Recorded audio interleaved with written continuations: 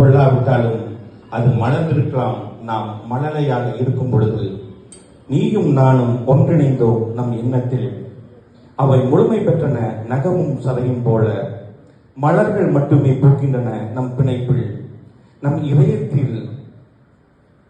நம் இதயத்தில் உரிமை என்றும் கூறுகிறது.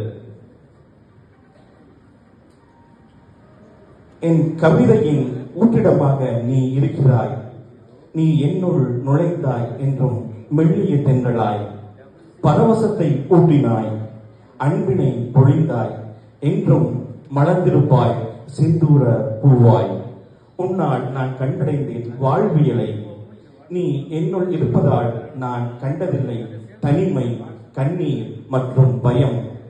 ஆழ்கடலில் கப்பல்கள் மூடினாலும் நம் உறவு என்றுமே மூழ்காது.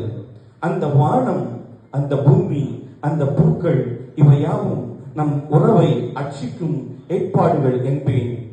தனிமையின் சாபத்தை துளைத்தாய்.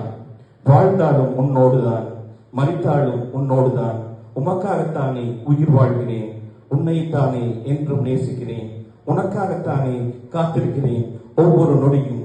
நம் வாழ்வின் தருணங்கள் காலம் மற்றும் நேரம் என சில நேரம் நம்மை பிரித்தாலும் இது தற்காலிக போராட்டமே, நிரந்தரமல்ல.